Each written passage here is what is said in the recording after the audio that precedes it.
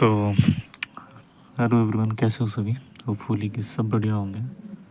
इस वीडियो में हम लोग कवर करने वाले हैं 9th हिस्ट्री का फर्स्ट चैप्टर, जो कि है हमारा French revolution. First of all सबसे पहले आप सभी को एक इन्फॉर्मेशन जो कि सीरीज से रिलेटेड है दे देता हूँ कि ये जो फर्स्ट वीडियो रहेगी आप लोग की 9th का, जो भी पहले हम लोग क्या करेंगे 9th के जितने भी सिलेबस हैं उसको कंप्लीट करने के बाद 10th में एंटर करेंगे, ठीक है। लेकिन सबसे पहला सबसे इम्पॉर्टेंट चीज़ क्या रहेगा जो कि इस वीडियो में आपको बताऊंगा मैं, वो है आपका रिवीजन। कंसेप्ट के साथ साथ सबसे ज़्यादा फोकस किया जाएगा इस सीरीज़ में, वो आपके रिवीजन पे किया जाएगा। तो मेक श्योर कि आप सभी के सभी नोट्स लेके बैठेंगे, जो जिसने ऑलरेडी नोट्स बना रखा है, या जो भी स्टूडेंट्स ऐसे हैं जिसने नोट्स नहीं बनाया है, तो इसके लिए भी कोई इशू नहीं है, अब भी आप बना सकते हो नोट्स, ठीक है।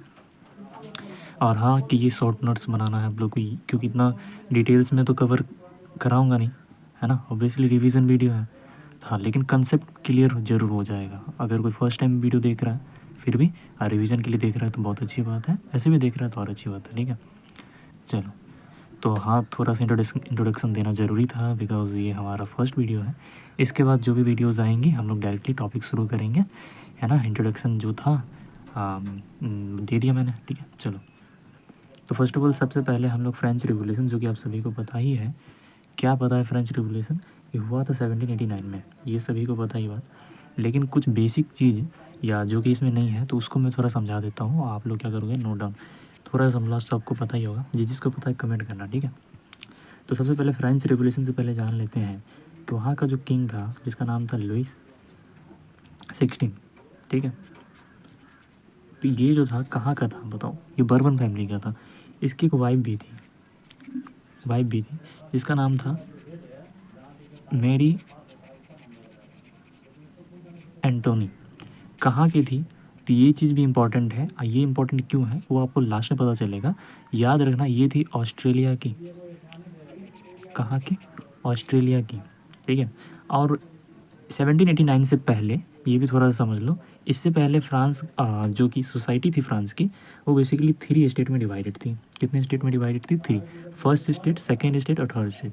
फर्स्ट स्टेट वाले को हम लोग कलर्जी, सेकेंड वाले को नॉबिलिटी और थर्ड वाले को हम लोग जो भी कॉमन पीपल्स या पीजेंट्स वर्कर्स आते थे वो आएंगे।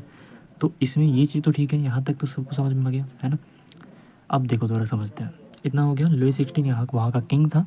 किंग के पास एक चीज़ याद रखना, आगे बताऊंगा, छोड़ो, इतना समझ लो अभी पहले कि यहाँ वहाँ का जो किंग था फ्रांस का तब के टाइम में, वो था लुई 16। इसकी एक वाइफ भी थी जिसका नाम था मेरी एंटोनी। कहाँ की थी? ऑस्ट्रेलिया की थी। तब के टाइम में फ्रांस कितने स्टेट में डिवाइडेड था? 3। इतना तक क्लियर है। चलो अब देखते हैं क्या है। सुनाओ, अब बात करते हैं कि तीनों सोसाइटी मैंने ऊपर ही क्लियर कर दिया है आप लोगों को कि फर्स्ट स्टेट वाले को कलर्जी, और सेकेंड स्टेट वाले को नॉबिलिटी, थर्ड स्टेट वाले को हम लोग जो भी common peoples, workers, middle class के लोग आते हैं तो वो आते हैं। अब मेन क्या है इसमें कि फर्स्ट और सेकंड ये दोनों जो है ये टैक्स को पे नहीं करते थे। तो टैक्स पे सिर्फ कौन करते थे? थर्ड स्टेट के जो भी लोग थे वो करते थे, है ना। अब शुरू से फ्रांस में ऐसा चला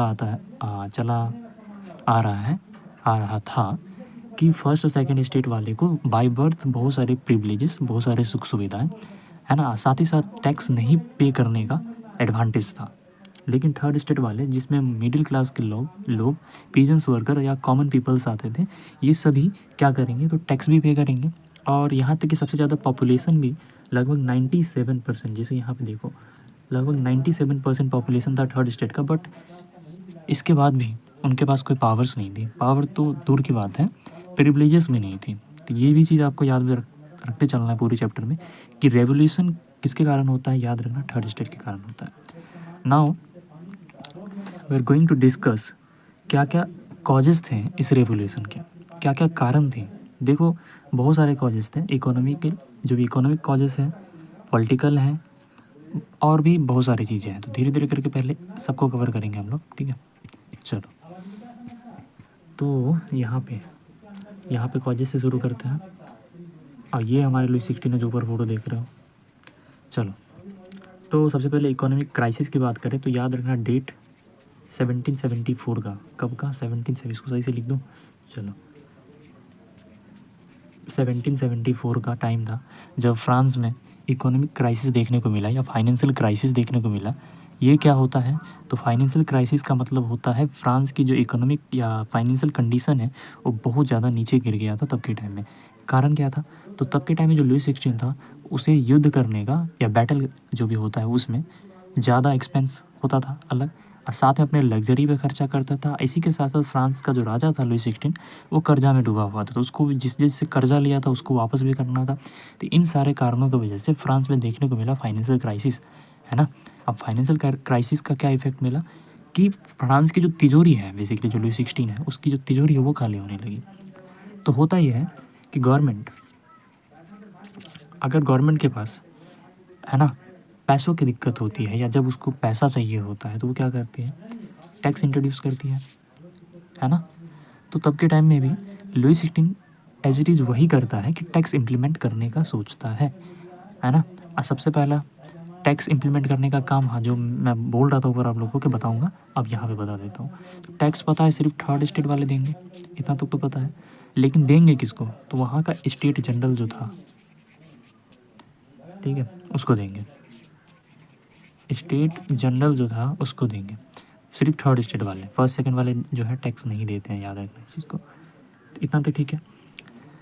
अब देखो, heavy tax burden only poor people पे टैक्सेस, रिच वेयर एग्जेम्प्टेड का मतलब जो भी फर्स्ट और सेकंड स्टेट वाले हैं वो टैक्स नहीं देंगे, ठीक है। चलो, और इसी के साथ साथ तभी के टाइम में 1788 की बात कर रहे हैं हम लोग कि फूड शॉर्टेज हुआ था, है ना। मतलब क्रॉप फेलियर, यानी इतना अच्छा जो है कल्टीवेशन नहीं हुआ था क्रॉप्स का, तो इससे देखने को मिला फूड की शॉर्टेज। इसका इफेक्ट पड़ा, ब्रेड की प्राइसेस जो है वो बढ़ गई। इसके बाद तभी के टाइम में जो थे ये तीनों जो है कौन है? फिलोसोफर्स हैं, समझ गया। फिलोसोफर्स कौन होते हैं? जो कि समाज को के उन्नति के बारे में सोचते हैं, या कुछ एजुकेटेड, या तब के टाइम में कुछ मिडिल क्लास के जो पीपल्स हैं वो ग्रो कर रहे थे। इसमें कुछ थिंकर्स थे जिसका नाम आप लोग को हमेशा याद रखना है, जॉन लेक, जीन जैक्वेस रेस्क्यू और मॉन्टेस्क्यू, है ना। ये कौन थे? फिलोसोफर्स थे जो कि समाज को मतलब आगे बढ़ाने का इस सोच रखते थे, या उनको जो राजा की तरीका था या राजा की जो भी पॉलिसी थी टैक्स को इंट्रोड्यूस करने की, जो सिस्टम चला आ रहा था फ्रांस में शुरू से ही, उसके वो ठीक नहीं लग रहा था, उसके विरोध में थी ये सब। जो भी यहाँ की जनता थी उसको इंस्पायर कर रहे थे वो लोग कि हाँ ये चीज़ गलत है। तो वो प्रमोट किसको किया? लिबर्टी, इक्वलिटी और राइट्स, स्वतंत्रता समानता का जो अपना अधिकार है उसको। अब देखो रेवोल्यूशन स्टार्ट कैसे होता है, याद रखना। तो सबसे पहले 1789, ये डेट आपको याद रखना है क्योंकि 14 जुलाई 1789 को सबसे बड़ा चीज़ देखने को मिला, ये जो किला है बेस्टाइल है उसमें आग लगा दिया गया। क्यों लगा दिया गया ये समझो पहले। तो अब हम लोग थोड़ा सा समझते हैं कि हुआ ये क्या था।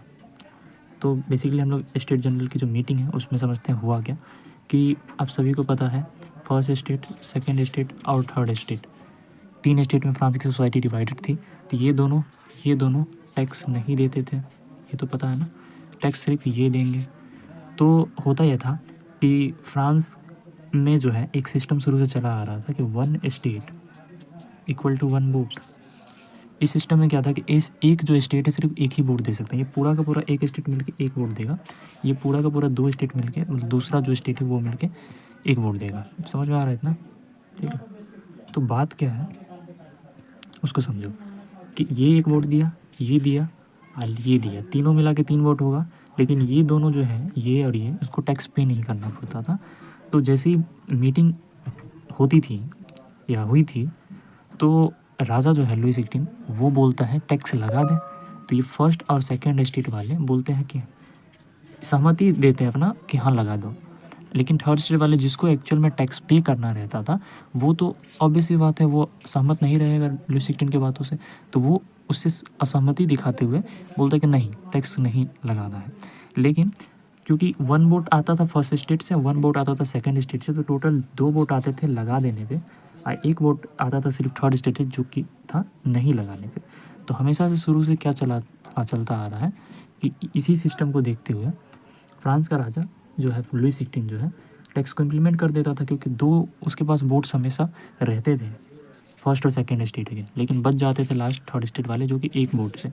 तो उनके पास एक ही वोट रहता था क्योंकि एक स्टेट एक ही वोट दे सकता है, लेकिन यहाँ पे दोनों मिलकर 2 वोट देते थे। तो इसी कारण से टैक्स इम्प्लीमेंट हो जाता था।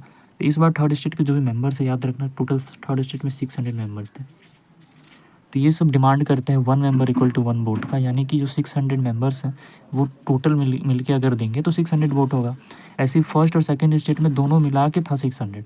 तो ऐसे में लुईस सिक्सटीन को बहुत सारा प्रॉब्लम आता मतलब टैक्स को इम्प्लीमेंट करने में। तो ये चीज़ें हैं। तो इस चीज़ से लुईस सिक्सटीन क्या करता है, मना कर देता है कि नहीं, ऐसा कोई सिस्टम नहीं लागू होने वाला है ना। तो इससे लोग बहुत ज़्यादा ही गुस्से में आ जाते हैं। अब इसका परिणाम ये होता है कि रेवोल्यूशन शुरू हो जाता है। सबसे पहला चीज़ कि 1789 को ये शुरू होता है। देखो सभी के सभी लगभग 7,000 से ज़्यादा लोग जो है टेनिस कोर्ट के सामने खड़े हो जाते हैं। एक जगह होता है टेनिस कोर्ट, वहाँ खड़े हो जाते हैं। किस डिमांड में, अपने कॉन्स्टिट्यूशन की डिमांड में। अब फ्रांस को क्या चाहिए था, कॉन्स्टिट्यूशन चाहिए था अपना, ठीक है।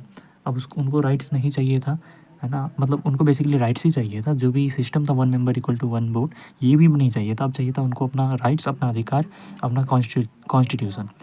तो इसीलिए 7,000 से ज़्यादा लोग जो थे वहाँ पे भीड़ लगाए हुए थे, है ना। लेकिन राजा को कोई फ़र्क नहीं पड़ा, नहीं फ़र्क पड़ा। इसके कारण लोग और गुस्सा हो गए। और फिर क्या होता है कि याद रखना, डेट याद रखना आप लोग। टाइम है आपका 14 जुलाई 1789 का, ठीक है। जब पीपल्स जो है, वहाँ की जो जनता है, वो बेस्टाइल पे अटैक कर देती है। ये जो देख रही है, इस पर अटैक कर देती है, आग लगा देती है। कहा जाता है बेस्टाइल क्या होता है समझो। लुईस सिक्सटीन जो था बहुत सारे प्रिजनर्स को वहाँ पे कैद करके रखता था, और साथ ही साथ उसको सिंबल ऑफ रॉयल पावर भी बोला जाता था। तो वहाँ पे बहुत सारे वेपन्स वगैरह भी थे। तो उसमें लोग गुस्से में जाके आग लगा देते हैं, तोड़ फोड़ करते हैं। जो भी वेपन्स है वो ले आते हैं, जितने भी प्रिजनर्स होते हैं उसको भी छुड़ा देते हैं। साथ ही साथ ये एक शुरुआत होती है क्रांति की। इसी के टाइम में एक र्यूमर्स भी फैला हुआ रहता है, र्यूमर्स। तो र्यूमर्स क्या होता है बताओ। तो र्यूमर्स का मतलब होता है अफवाहें। तो क्या अफवाह था कि जो भी सेकंड स्टेट वाले हैं, थर्ड स्टेट वाले की फसल ख़राब करते हैं। तो ये र्यूमर्स इतना तेज़ी से फैला कि थर्ड स्टेट वाले और ज़्यादा ही गुस्से में आ गए। परिणाम क्या हुआ कि बाज़ारों, जो भी मार्केट्स थी, लोगों के घरों में चोरी होना शुरू हो गया। कौन करता था, तो थर्ड स्टेट वाले करते थे। दुकानों में से सामान चोरी होना शुरू हो गया। तो सिचुएशन इतना ज़्यादा ख़राब हो चुका था कि लुईस सिक्सटीन जो है इस चीज़ को हैंडल नहीं कर पाया, ठीक है। होता क्या है लास्ट में, अगर जब सिचुएशन हाथ से निकल जब जैसे ही सिचुएशन हाथ से निकल गया लुईस सिक्सटीन के, तो लुईस सिक्सटीन क्या कहता है, सरेंडर कर देता है, ठीक है। मतलब जो भी बातें हैं लोगों की वो मान लेता है बेसिकली। और तभी के टाइम में जो थर्ड स्टेट है, याद रखना सबसे इंपॉर्टेंट है, वो अपने आप को नेशनल असेंबली डिक्लेयर कर दिया रहता है कि अब जो है हम ही हैं। अब फ्रांस में जो है राजा अपना मनमानी नहीं करेगा, अब हमें क्या चाहिए, कॉन्स्टिट्यूशन चाहिए, ठीक है। ये चीज़ आप लोग याद रखोगे। चलो थोड़ा नीचे देखते हैं क्या होता है इसके बाद। तो ये चीज़ें हैं, ठीक है। अब देखो, तो फ्रांस का कॉन्स्टिट्यूशन याद रखना 1791 में बना। ये है फ्रांस की कॉन्स्टिट्यूशन, देख रहा। बताओ हम लोग का जो कॉन्स्टिट्यूशन है कब बना, कब अडॉप्ट किया गया, ये बताओ आप लोग पहले, है ना। आप लोग बोलोगे सर ये तो फ्रांस का भी कॉन्स्टिट्यूशन पढ़ा रहे थे, आप अपना कॉन्स्टिट्यूशन पढ़ा रहा। देखो बस पूछ रहा हूँ, पता होना चाहिए हम लोग का जो कॉन्स्टिट्यूशन है। जिनको पता है कमेंट करना, ठीक है। जो आपका 26 जनवरी 1950 को क्या हुआ था, लागू हुआ था संविधान, ठीक है, याद रहेगा। चलो यहाँ पे पहले इसको ख़त्म कर लेते हैं। तो फ्रांस का कॉन्स्टिट्यूशन बना 1791 में। फ्यूडल जो भी प्रिविलेजेस थे उसको ख़त्म कर दिया। फ्यूडल प्रिविलेजेस का मतलब हुआ जो भी फर्स्ट और सेकंड स्टेट वाले को जो भी सुख सुविधाएं मिलती थी, थर्ड स्टेट वाले को नहीं मिलती, तो उसको ख़त्म कर दिया। तीनों को इक्वली मिलेगा। पीजेंट्स जो भी टैक्सेस दिया करते थे उसको उनसे मुक्ति मिल गई, अब वो लोग टैक्स भी नहीं देंगे। राइट्स का जो है डिक्लेरेशन हुआ 1789 में, लेकिन कॉन्स्टिट्यूशन 1791 में हुआ। याद रखना तब के टाइम में भी जो है महिलाओं को वोट देने का और साथ में युद्ध लड़ने का, है ना, वार्स में जाने का परमिशन नहीं था। वो घर के काम वगैरह ही करती थी। तो ये भी चीज़ था, है ना।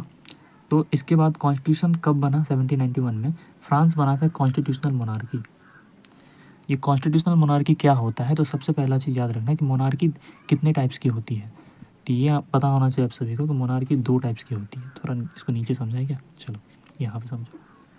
सो there are 2 type of monarchy. एक तो होता है आपका एब्सोल्यूट, एक होता है कॉन्स्टिट्यूशनल। कॉन्स्टिट्यूशनल। एब्सोल्यूट मोनार्की क्या होता है, कॉन्स्टिट्यूशनल मोनार्की क्या होता है, थोड़ा समझो। एब्सोल्यूट मतलब होता है कंप्लीट रूल ऑफ किंग, यानी जो भी पावर्स हैं पूरे के पूरे किसके पास होगी, राजा के पास होगी। राजा अपने मन मर्जी का रहेगा, जब मन चाहे टैक्स इम्प्लीमेंट कर सकता है, कुछ भी लॉ इम्प्लीमेंट कर सकता है, इसमें जनता अपना कुछ नहीं कर सकती है। बट हम जब बात करें कॉन्स्टिट्यूशनल मोनार्की की, तो इसमें क्या होता है कि राजा तो रहता है बट उसकी जो पावर्स होती है वो लिमिटेड होती है। पावर्स क्या होती है, लिमिटेड होती है, मतलब वो अपने मन का ज़्यादा नहीं कर सकता है ना। ऐसा कुछ नहीं कर सकता जिससे लोगों के हित में ना हो, तो वो होता है कॉन्स्टिट्यूशनल मोनार्की में। पहले फ्रांस में कौन सी मोनार्की आप लोगों से पूछूंगा तो क्या बोलोगे, एब्सोल्यूट मोनार्की था।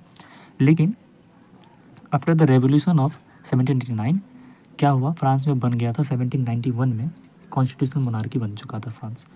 ठीक है, चलो इतना अब तो होपफुली क्लियर हो गया होगा ना मोनार्की क्या होता है।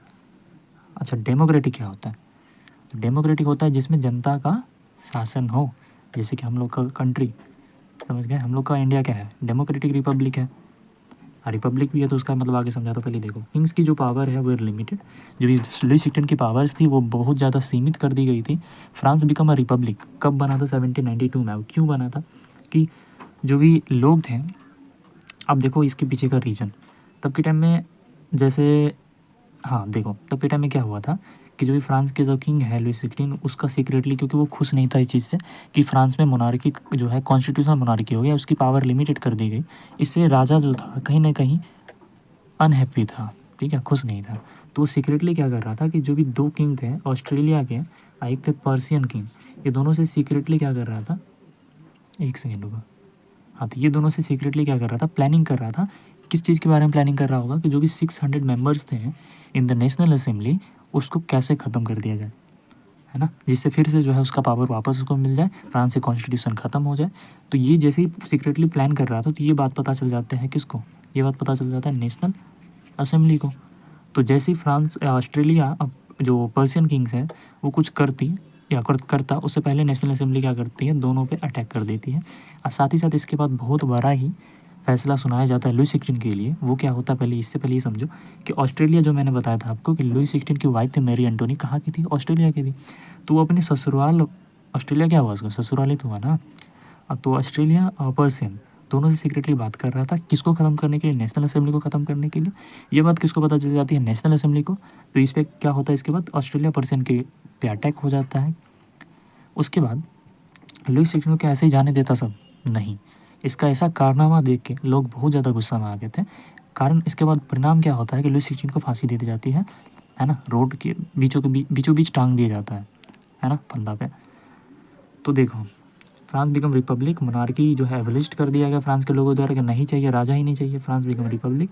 इसके साथ साथ execution of king, Louis sixteen को फांसी दे दी जाती है 1793 में। और इसके साथ उसकी वाइफ जो होती है उसको भी लटका दिया जाता है फांसी पे। इतना क्लियर है। इसके बाद देखो, तब के टाइम में एक क्लब था जिसका नाम था जैकोबियन क्लब। उसके वो जैकोबियन क्लब क्या था, एक तरह से एक ऐसा जगह जहाँ पे डिस्कशन करते थे, महिला द्वारा बनाया गया था एक क्लब। तो उसके लीडर थे, कौन थे, मैक्समिलियन राइबेस्पियर, ये जो देख रहे हो, कहाँ गया, हाँ, राइन ऑफ टेरर, यही मैं बताना चाह रहा हूँ आप लोग को कि राइन ऑफ टेरर क्या है, या लेड बाय मैक्समिलियन राइबेस्पियर, ये जो देख रहे हो यही है मैक्समिलियन राइबेस्पियर, जैकोबियन क्लब के लीडर। वो जैसे ही फ्रांस से राजा ख़त्म होता है, फ्रांस जब रिपब्लिक बन जाता है, रिपब्लिक मतलब क्या होता है, रिपब्लिक मतलब होता है chief of the nation will be elected by the representative of the people. ये डेमोक्रेटिक में होगा, अगर डायरेक्ट या तो हम लोग डायरेक्ट भी इलेक्ट कर सकते हैं, इनडायरेक्ट भी कर सकते हैं। तो रिपब्लिक मतलब कोई भी किंग नहीं है, मतलब जो भी राज्य या कोई भी देश का जो मुख्य होगा उसको चुना जाएगा। यहाँ कोई किंग वगैरह नहीं है कि राजा का बेटा ही राजा बनेगा। इसमें यह है कि जिसको हम लोग चुनेंगे वही राजा बनेगा। रिपब्लिक में ये सिस्टम रहता है। तो हम लोग का इंडिया रिपब्लिक है, जहाँ पे हम लोग चीफ ऑफ द नेशन को इलेक्ट करते। कौन है चीफ ऑफ द नेशन हमारे इंडिया का, बताओ, प्रेसिडेंट, राष्ट्रपति, ठीक है। तो उसको हम लोग क्या करते हैं, इलेक्ट करते हैं, इलेक्ट किया जाता है इनडायरेक्टली, डायरेक्टली नहीं, हम लोग थोड़ी चुनते हैं, हम लोग के प्रतिनिधि उसको चुनते हैं। तो वही होता है। तो राइन ऑफ टेरर क्या था कि 1793 से 1794 एक साल का ये जो था राइन था किसका, मैक्समिलियन राइबेस्पियर का। ये एक साल में फ्रांस की जनता को वो सब घाट का पानी पिला दिया। मतलब very strict and violent period, एक साल था, लेकिन एक साल में सबको पानी पिला दिया। क्योंकि जैसे ही उसको कहीं पता चलता कि लोग किंग के बारे में गलत बोल रहे हैं, जैसे ही इसको ये बात पता चला कि लोग किंग के बारे में क्या बोल रहे हैं, गलत बोल रहे हैं, या कहीं पे मोनार्की का डिस्कशन हो रहा है, ये लोगों को ग्लूटाइन कर देता था। आप लोग बोलोगे सर ये ग्लूटाइन क्या होता है? तो देखो, ग्लूटाइन मतलब जो सर है उसको काट देना। एक मशीन थी तब के टाइम में, इसको हटाता है, एक मशीन थी, ठीक है, ऐसे यहाँ पे सर रखा जाता था, ये ब्लेड था ऊपर में, यहाँ से खींचने वाला, जैसे ही कुछ बोलता था ये ब्लेड जो है, मतलब जैसे ही इसको खींचा जाता था ये लीवर को, ये ब्लेड क्या करती है, यहाँ जो भी सर होता था उसको काट देता था। तो ये जो मशीन है इसी को बोला गया ग्लूटाइन, ग्लूटाइन मशीन, ठीक है। तो इससे लोगों का सर काटता था ये मैक्स मुलर। लेकिन हुआ ये कि ज़्यादा दिन इसका चला नहीं, इसके बाद जनता और गुस्से में आ गई, लास्ट में इसको दोषी माना गया।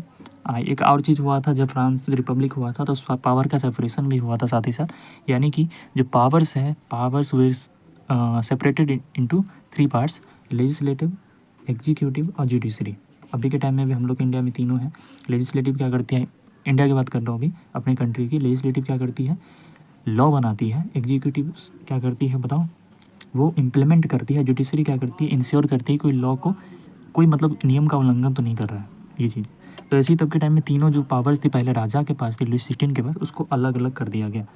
तो यही जुडिशरी जो है उसके नज़र में गिल्टी पाया गया, किसको, मैक्सिमिलियन रॉबेस्पियर को। लास्ट में इसी मशीन पे क्या होता है कि इसको रख के इसका सर को काट दिया जाता है, ठीक है। चलो यहाँ तक समझ में आ गया। तो ये जो राइन ऑफ टेरर था 1793 से 94, यानी 1 साल ही था, ये भी याद रखोगे आप लोग। नाउ आप लोग सबसे ये देख लो कौन है, अच्छा इसको बाद में दिखाता हूँ। डायरेक्टरी रूल क्या होता है, यानी कि जब फ्रांस में राजा ख़त्म हो गया, मैक्स मुलर जो रॉबेस्पियर था उसको भी ख़त्म कर दिया गया, तो फ्रांस के लोग खुद ही चाह रहे थे कि अब हम चलाएंगे अपने देश को। तो गवर्नमेंट थी, सरकार थी 5 मेंबर्स की, 5 सदस्यों की, लेकिन ज़्यादा दिन चला नहीं। 4 साल के अंदर अंदर ये जो गवर्नमेंट है बहुत वीक हो गया, करप्ट हो गया, है ना। तो इससे इसी का फ़ायदा उठाते हैं नेपोलियन बोनापार्ट, यही है नेपोलियन, जो कि हम लोग आगे पढ़ेंगे इस चैप्टर में नहीं, ठीक है। ऐसे भी इस क्लास में नहीं, हम लोग ये पढ़ेंगे 10th हिस्ट्री के फर्स्ट चैप्टर में, अभी नहीं। सो नेपोलियन बोनापार्ट जो है वो आते हैं 1799 में। उसके बाद जो होगा वो हम लोग 10th के फर्स्ट चैप्टर में पढ़ेंगे। अभी आप लोग 9th में हो, और 10th की जो सीरीज़ शुरू होने वाली है बेसिकली, अभी तो कह नहीं सकता हूँ मैं कि होगा कि नहीं, बट हाँ होगा जब, तब अगर मन करे आप लोग को तो देख लेना, देखने में क्या जा रहा है ना। लेकिन अभी इस चैप्टर में जितना भी चीज़ मैं बता रखा हूँ आप लोग को, या बताया, वो सबको आप क्या करोगे, नोट करोगे। अगर नोट्स ऑलरेडी बन रखा है आप लोग का, तो अगर इसमें अगर कुछ छूट रहा है तो इसमें लिख दो। अगर लग रहा है कि मैंने कुछ छोड़ दिया, ठीक है, तो कमेंट करो, या कुछ डाउट है तो कमेंट सेक्शन ओपन है, पूछो। इसमें नहीं तो कमेंट सेक्शन में बता दूंगा, ठीक है। तो आज की वीडियो के लिए इतना रहने देते हैं। Thank you for watching.